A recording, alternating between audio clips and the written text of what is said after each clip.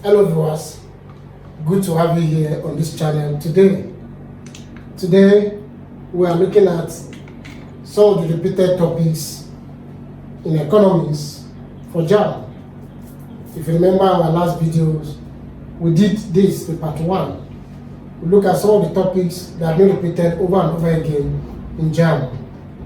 And as we prepare for JAMB 2026, we didn't fit to also look at some other ones and see how far we can help you out to get understanding and get grip of them, so that when you go for exam, you come out in a flying colors.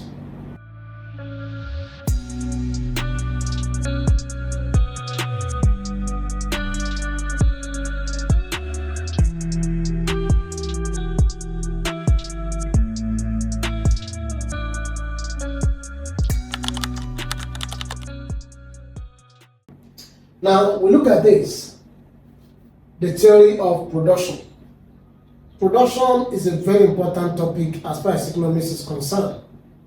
All right? What is production? That should be the first thing. Simply put, production is the creation of utility. Production is what? The creation of utility. The creation of utility. What is utility? Utility is the satisfaction of human wants. Satisfaction of human wants. Say in full, creation and production is the process. Production is the process or an act by which raw materials are what? Are transformed into what? Finished goods or service. Production is the process by which raw materials are transformed into what? Finished goods. In a summary, production is about what? Creation of utility. Creation of utility. That's what production is all about. Okay? Very well. Now that you know the meaning of production, let's look at types of production. Types of production. We have primary production, we have secondary production, and we have tertiary production. Okay, and I have them here in my next page. So when we say primary production, we are talking about generating the raw materials that are needed for finished goods. Like from agriculture, from mining. From mining, you talk about crude oil. From agriculture, you talk about cassava. When it's planted and harvested before you convert them to what? To finished goods.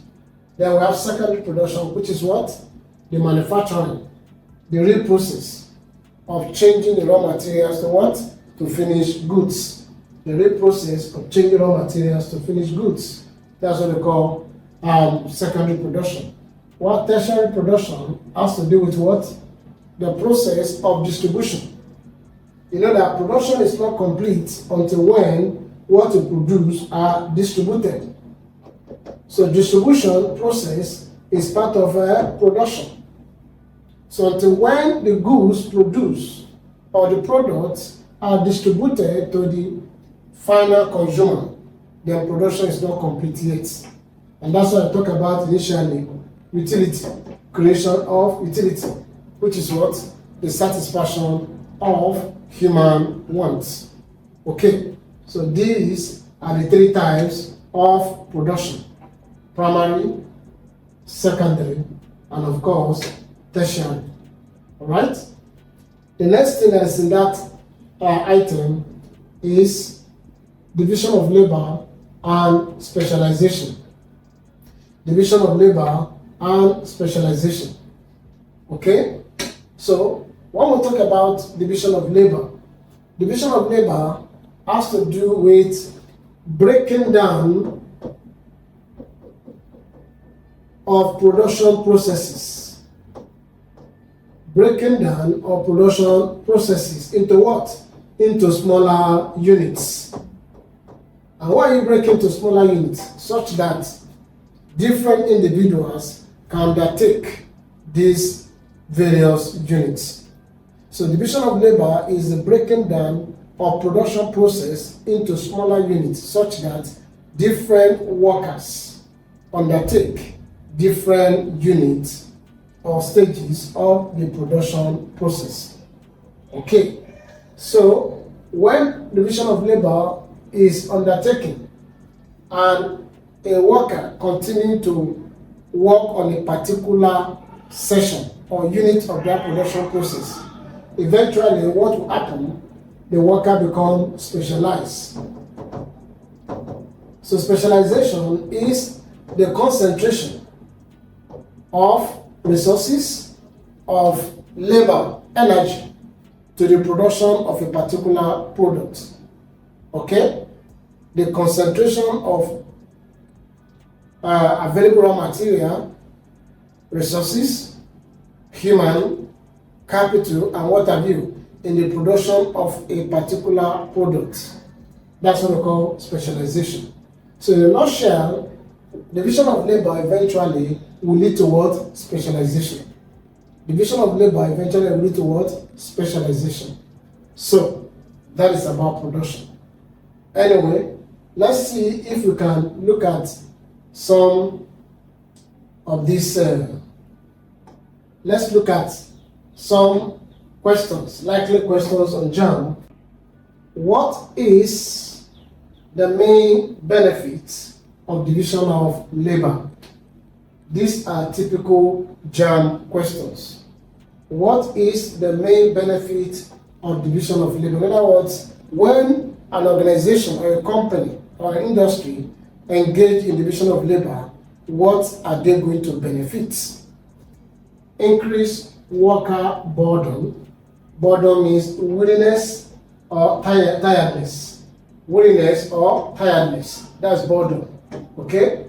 Is the main benefit of division of labor. Increase workers' burden. Improve product quality. Increase productivity and efficiency. Reduce worker skill. The correct answer to this question is option C. When you continue in division of labor, the tendency is that your productivity will increase. And of course, since you have been doing over and over again, it will lead to specialization and you become what? More efficient in that particular section or sector that you are undertaking on. Okay? So increase in productivity and efficiency, that is the correct answer for this question. Let's see another JAMB similar question. Which economist is famously associated with the concept of division of labor? Which of them is considered what? Famous, popular with division of labor? Adam Smith, Karl Marx, John Keynes, Alfred Marshall. Of course, it's Adam Smith. Okay, Adam Smith. Why? If you remember that Karl Marx has to do with mode of production. Okay, where he's talking about the evolution of society from communalism and what have you. I think we're going to discuss that later today. Okay? Then John Keynes is talking about money, the theory of money, why people owed money, reasons why people owed money. You know, Alfred Marshall gave us the definition of economy. So correct answer is option A. Let's see the next question. What is a potential drawback of specialization? What is it that may not allow us to specialize? A disadvantage, a drawback, a challenge. Workers become more skilled. Is that a challenge? Is that a drawback? Workers become less flexible. Okay. Production costs increase. Innovation decreases. I think the correct answer there is workers become less flexible. You know why? Because they are already specialized in a particular sector, on a particular unit, and they have mastered it, and all their thinking, all their thoughts, all their activities surrounding this particular sector or unit. So they are no longer adaptable or easily changed to another unit. Their flexibility seems to rigid somehow. Okay? So workers become less flexible because their mind stay on that particular sector or units that they are specialized in. Okay? The next question. In the division of labor system, workers typically perform multiple tasks, specialize in one task, work independently, manage production. In a division of labor, worker is expected to specialize in one particular task because the production process are broken to units, segments, sectors, and each worker is expected to undertake a particular segment or unit. So specialize in one task. Option B. Let's see the next question. Division of labor is often seen in small traditional economies, large industrial economies, service-based economies, agricultural economy. If it's small, then there's no need for division of labor. Just like talk about subsistence farming or subsistence production, there's no need for division of labor. One man does almost everything. Okay? So, in this kind of system, what you have is large industrialized economy. When we have large economy and industrial economy, of course, there will always be a need for division of labor. So option B is the correct answer. Okay? Now let's look at the second topic before us today. And that topic is talking about the theory of cost. I will advise that you can go ahead to read up on production so as to get more understanding on that topic. Okay? Right. Theory of cost and revenue. Theory of cost and revenue. What is cost? Costs are expenses, or you say expenditure,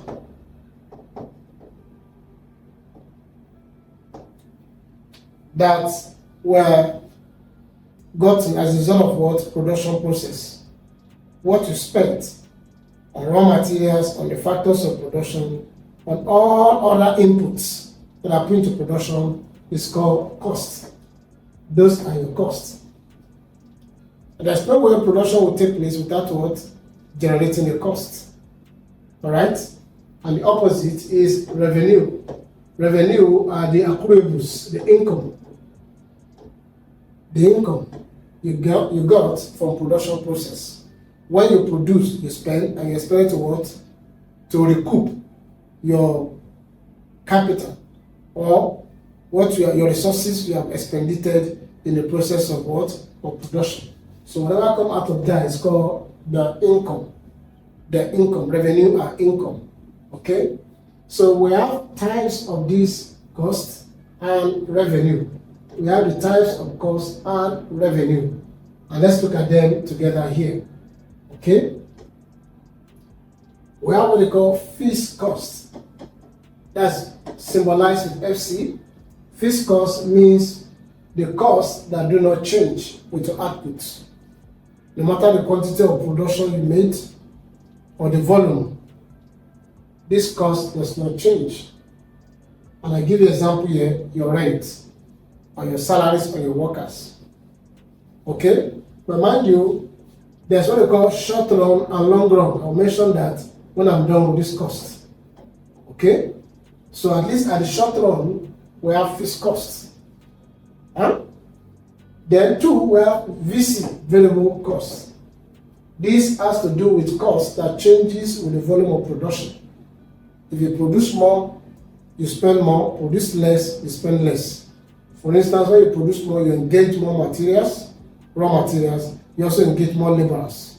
So you spend more. So this cost varies depending on the volume of materials being used as input in production and the number of workers that are being engaged. That's variable cost. Alright? Then we have TC, the total cost. The total cost is the addition of these two. Bam. The addition of your fixed cost and of course a variable cost will give you total cost. In other words, when you look at what you spent as rent and salaries and what you spent on raw materials and engagement of labor, at the end of the day, you have your what? Your total cost. Your average cost has to do with your total cost here divided by the what?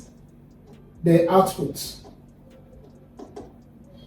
If what you spent is 200 naira, and what you produce is only 10 units, 10 pieces or 10 units, 10 pieces or 10 units of a product, and you spend 200 naira. So what is your average cost?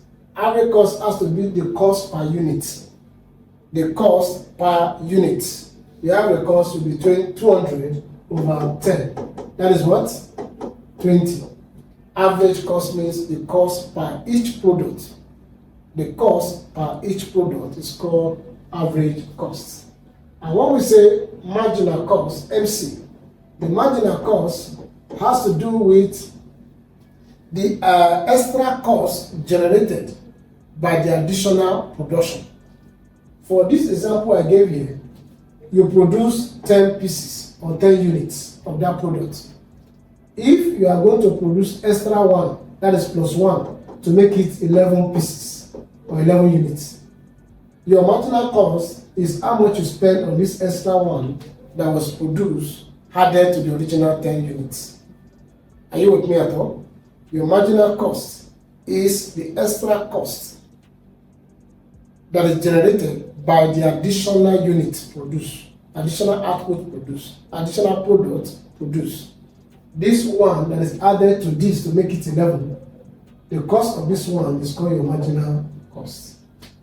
Right? Very well. Okay? So, the same apply to what? To revenue. The same apply to revenue, the same procedure. Remember I mentioned, I'm going to say something about this, short run and long run. When we say short run, it means the limited period of time that changes may not be noticed among the factors of production, land, labor, capital, entrepreneur. And in this short run economies, we assumed that at least one factor is fixed. One of the factors of production is fixed, one of the agents. And most of the time, it's always land that is fixed, all right? While others are variables, okay?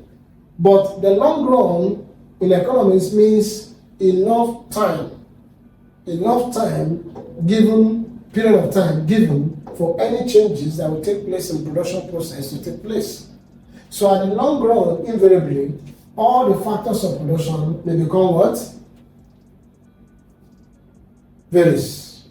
At the long run, all the factors of production becomes what? Variable. They could change, one could change, because you can move the location or the site of the firm, the factory, industry to another location.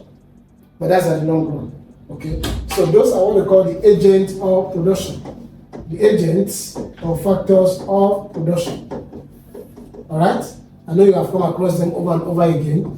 You have land, you have labor, and you have what? Capital, and of course you have the entrepreneur. Okay? They are interdependent and interrelated. Okay? The land could be the facility, the property, the industry, the company. Alright? And we are expected to pay rent as a reward. All these factors as what we call rewards of the factors of production. Rewards. Good. So labor are the workers, whether skilled, semi-skilled, or unskilled. Right? People skilled are said to be professional experts like us, like somebody like me. Semi-skilled are people with average knowledge. Right? While unskilled are people that may not even go to school to discharge their activity in the course of production, like the cleaner, the gardener, the gate man, are skilled. Right? So these labor, and labor has reward also. The reward for land is rent, while the reward for labor is what? Wages or salary. I hope you know there's a difference between wages and salary. Let me come closer here so that my camera can pick up what I'm trying to explain to you. I seem to be going to the extreme side of the board. Okay? So, I said the reward for labor is either wages or salary. And I hope you know the difference between wages and salary. Wages has to do with what you receive as a reward for your labor, particularly hourly or weekly. Hourly or daily or weekly. Those are wages. While salaries are fixed amount of money you receive as a reward for your labor on a monthly basis or yearly basis. Yearly, people like chartered accountants, some of them collect their own yearly, or auditor of companies, right? While other workers collect their own on monthly basis salaries. While wages is payable on hourly basis, daily basis, or weekly basis. And that's what is applicable abroad, and which you can also apply that to the Nigerian system. So that people who are really hardworking will earn what they're supposed to earn. Not that much will be working but won't be eating. Some are working less and are taking a lot of money as salary. Alright, in many organizations. So capital as a factor of production is what? Is the investment. Is the resources, the capital, the amount of money that's put toward production. The resources itself. And this capital, the reward is interest. When somebody presents capital, he should be given an interest. Capital in form of investment, there should be an interest to that. And lastly, the entrepreneur. The entrepreneur is the risk bearer, the one that put together other factors of production, the one that organizes other factors of production, the one that manages other factors of production. In his absence, other factors of production may be useless, may not be well coordinated, and they may not be efficient. So it made the efficiency of other factors possible. That's the entrepreneur, who is the manager.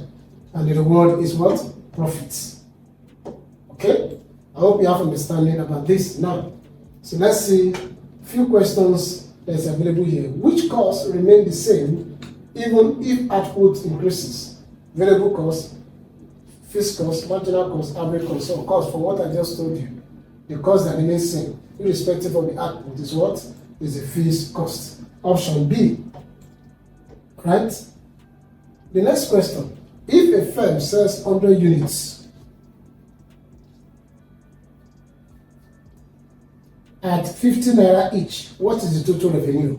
100 units at 50 naira. 50 times 100. What do you get? The answer should be what? 5,000, right? This is 1, 2, 3. 1, 2, 3, 0. 5,000 naira. Okay? Let's see the options here. 5 naira, 500 naira, 5,000 naira, and above 50,000 naira. So the answer is option C, 5,000 naira. Okay? Now, if producing one more unit increases total cost by 200, marginal cost is how much? Now, if you are to produce more, remember what I told you about marginal cost? The marginal cost has to do with the cost of producing extra or additional 1 unit. Extra or additional 1 unit. Okay? Like the example I gave to you when I was explaining MC. You already have your total cost for 10 products. Alright? So if you are going to add 1 more product to it, you want to add 1 more product to it, that is plus 1 extra product. What to spend on this extra product is what is referred to as what? MC. So you say if producing 1 more unit, increase total cost by 200. In other words, the total cost was originally this X. Alright? And by producing 1 more unit, you spend extra 200 naira. So marginal cost is what? Let's see.